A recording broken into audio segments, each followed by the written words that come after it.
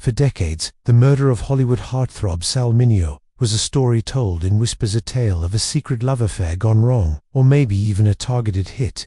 But the truth, which stayed buried for years, is somehow far more chilling because it's just so senseless. This is the story of how a rebel icon's life was cut short, not by some grand conspiracy, but by a random act of violence that offers no answers, only a cold, hard look at how fragile life can be. To get why Sal Mineo's death hit Hollywood like a freight train, you have to understand just how bright his star burned. Born Salvatore Mineo Jr. on January 10, 1939 in the Bronx, he was the son of a Sicilian casket maker, a detail that would later feel like a haunting piece of irony. From the start, Sal was a contradiction. He was a tough kid running with street gangs, a life that seemed headed for trouble. But his mother, Josephine, saw something else in him. To keep him off the streets, she enrolled him in acting and dancing classes, a move that didn't just save him from a likely future, but ended up shaping a piece of movie history. He had a raw, undeniable talent. It wasn't long before he traded the Bronx streets for Broadway stages. At just 11 years old, he landed a part in the Tennessee Williams play, The Rose Tattoo. Soon after, he was on stage with the legendary Yul Brynner in the original production of The King and I. He was a complete natural, with a charisma that seemed too big for the stage. Hollywood was calling dot. In 1955, Sal Mineo became a legend. He was cast as John Plato Crawford in Rebel Without a Cause, alongside James Dean and Natalie Wood. His role as the sensitive, lonely, and deeply troubled teen earned him an Academy Award nomination for Best Supporting Actor. He was only 17, making him one of the youngest nominees in Oscar history. Plato wasn't just a character, he was a phenomenon. He was the quiet desperation of a generation, a boy who felt tragically invisible. Mineo's performance was so powerful, so vulnerable. It hit audiences on a primal level. In an era of strict conformity, Plato was something different. Years later, Mineo reflected on the character, saying with confidence, he was, in a way, the first gay teenager in films. You watch it now, you know he had the hots for James Dean. This was revolutionary, an unspoken truth in a mainstream film that gave a voice to countless young people who felt just as lost. The film was a cultural atom bomb, and Sal Mineo was right at the center of it. Almost overnight, he was a massive teen idol. Mineo mania swept the country. Teenage girls screamed his name and flooded the studio with fan mail. He even had a short, successful music career. His song Start Moving in My Direction climbed into the top 10 in 1957. He was nicknamed the Switchblade Kid for his string of roles as tough but tender delinquents in movies like Crime in the Streets and Somebody Up There Likes Me. But the very thing that launched him into stardom became a cage. Hollywood loves to typecast, and the industry couldn't see him as anything but the troubled teen. As he got older, the roles started to dry up. Adding to the challenge was the open secret of his personal life. In an era when being gay was career suicide, Mineo lived with a quiet authenticity. His sexuality was known among friends and in the industry, but it wasn't something he discussed publicly in the media of his time. He was in a serious, long-term relationship with fellow actor Courtney Burr, a partnership that gave him love and stability away from the public eye. But in the cutthroat world of Hollywood casting, the rumors limited his opportunities, and he was often passed over for the leading man roles he wanted. Still, Sal Mineo was a fighter and a true artist. He went back to the theater, his first love, as both an actor and a director.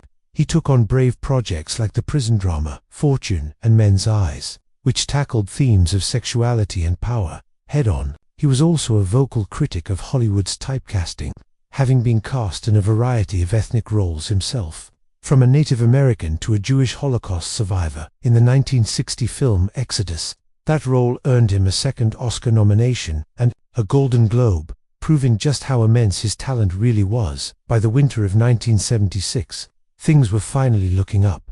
At 37, Mineo was on the verge of a major comeback. He was starring in a play called P.S. Your Cat is Dead, playing a bisexual burglar, and getting fantastic reviews. The show was a hit, and it felt like the stage was set for his triumphant return. He was happy, creatively fulfilled, and in a stable 6-year relationship. After years of fighting for his place, the darkness seemed to be lifting. But in the city of dreams, nightmares are never far away. The night of February 12, 1976, was just another Thursday in West Hollywood. Sal Mineo was driving home from rehearsals for P.S. Your Cat is Dead. His apartment was on Holloway Drive, a quiet street tucked between the busy La Cienega Boulevard and the famous Sunset Strip. He pulled his car into the carport behind his building, an open structure easily accessible from a narrow alley. It was just before 10 p.m. as he got out of his car and walked toward his apartment. He wasn't alone. Someone was waiting in the shadows. What happened next was a sudden, brutal burst of violence. There was a brief struggle, a flash of a blade, and a desperate cry for help that cut through the night air. Neighbors heard the screams. Some looked out their windows, trying to make sense of the scene below. They saw a figure running down the alley. By the time anyone got to Mineo, it was too late. He had a single, deep stab wound in his chest that had pierced his heart. He lay dying in the cold alley, and within minutes, he was gone.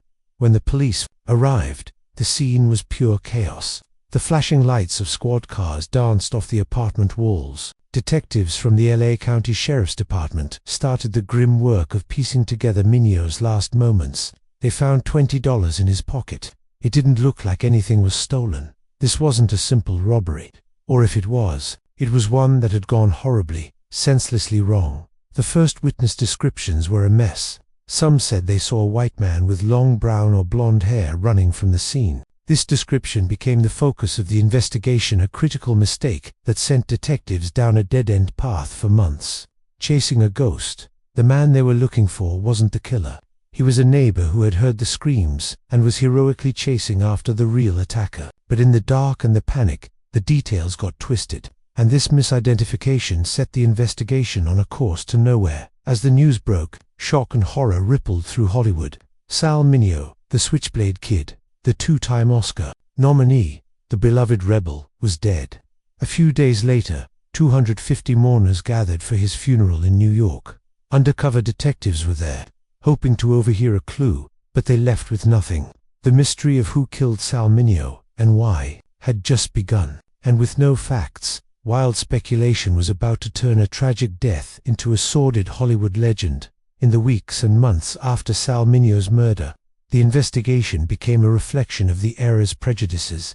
With no clear motive and a wrong description of the suspect, detectives started grasping at theories, each more sensational than the last. The investigation didn't just stall, it went completely off the rails, driven by stereotypes instead of evidence. The first and most persistent theory was that it was a crime of passion, tied to Mineo's sexuality.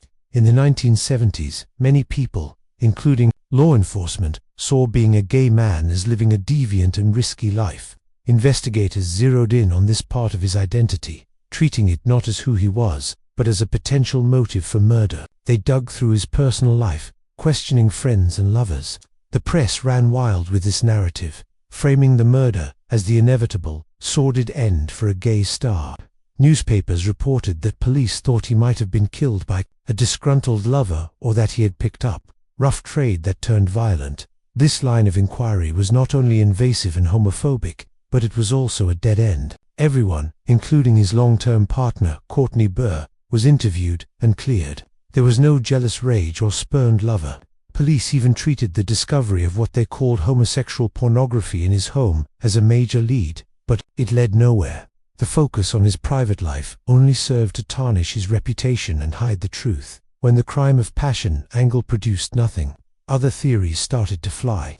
One was that Mineo was killed in a drug deal gone wrong. This was another convenient stereotype that fit a cynical view of Hollywood, but there was no evidence to back it up. In fact, weeks after the murder, a young man arrested on an unrelated charge, Lionel Williams, tried to feed the police this exact story, likely to draw suspicion away from himself. Then came the conspiracy theory that Mineo was the victim of a professional hit. People suggested his outspokenness or his plans for more gay-themed projects had made him a target. This idea, while dramatic, had no evidence.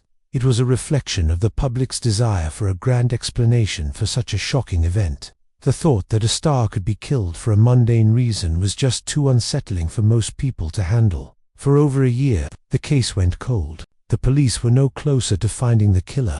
The image of a blonde white male was so stuck in the public's mind that the real killer had vanished. The file on Sal Mineo's murder collected dust, becoming one of Hollywood's most tragic, Unsolved mysteries, the labyrinth of lies and prejudice had led the investigation nowhere. It seemed the truth might be lost forever. The search for answers in this case was filled with so many twists, and the final truth is even more shocking. If you're finding this story as compelling as I do, and want more deep dives into history's forgotten mysteries, please take a second to subscribe and hit that notification bell. It's a huge help and lets us keep bringing these important stories to you.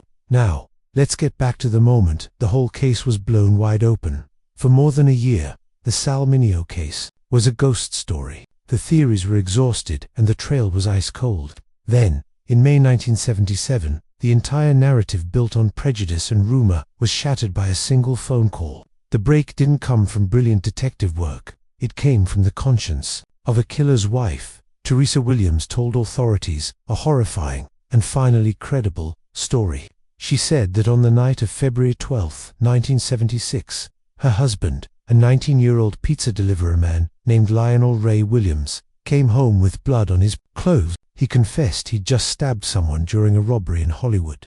Later, when a news report about Sal Mineo's murder came on TV, Williams pointed at the screen and said, "That's the dude I killed." Suddenly, police had a name: Lionel Ray Williams. He was a young black man with a record of robberies, a world away from the white man with blonde hair witnesses had described. This discrepancy had been the biggest obstacle, but as police investigated, the pieces started to fit.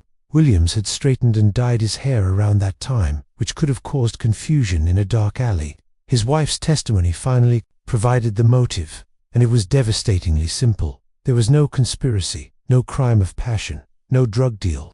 It was just a mugging. According to Teresa, her husband was lurking in the carport that night to rob someone. He wasn't targeting Sal Mineo. He had no idea who he was. Mineo was just the next person to walk into the alley, a random target. Williams confronted him for money. When Mineo cried out for help, Williams panicked. To silence him, he plunged a knife into his chest and fled, taking nothing.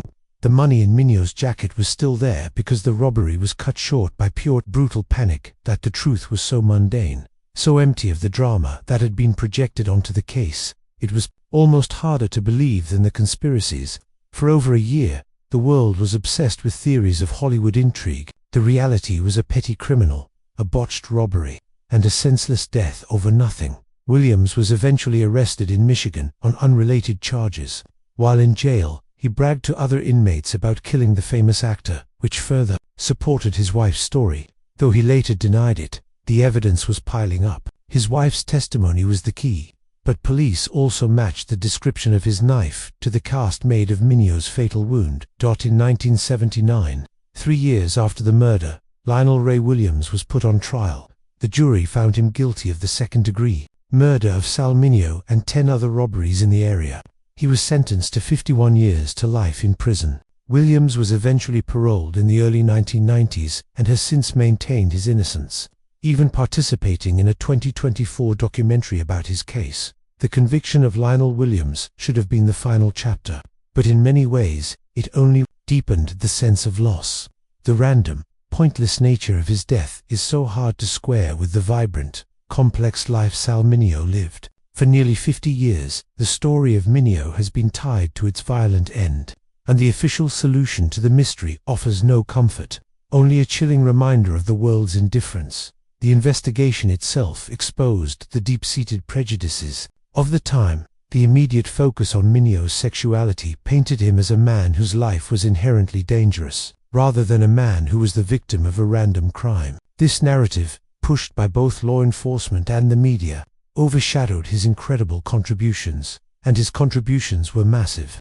He was a 2-time Academy Award nominee whose talent was undeniable. He was a pioneer who challenged Hollywood's typecast, and perhaps most importantly, he was one of the first major actors to live as a gay man in an era when that could cost you everything, taking on roles and directing plays that explored LGBTQ themes with honesty and courage. He was, in every sense of the phrase, a rebel with a cause. Yet, the senselessness of his murder has cast a long shadow over this legacy.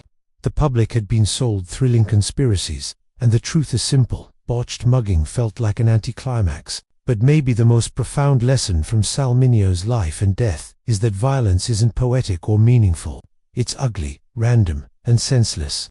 Sometimes, a light is just put out for no reason at all. At his funeral, Mineo said, "His arts, what he created, will always stand. Nothing, not a person or the passage of time, can take it away from him." And that's the ultimate truth. While the story of his death is a chilling tale of a mystery solved without satisfaction, the story of his life is one of courage, talent, and resilience. Sal Mineo deserves to be remembered not for the darkness that ended his life, but for the brilliant light he shone while he was a rebel who, against all odds, dared to be himself. The story of Sal Mineo is a powerful reminder of how complex a person's legacy can be. What are your thoughts on this case? Do you think the senseless nature of the crime is the most chilling part, or do you think there are still unanswered questions? Let me know in the comments below. I truly do read them. And if you found this video insightful, please give it a like and share it with someone who appreciates these deep dives into history. Thanks for watching.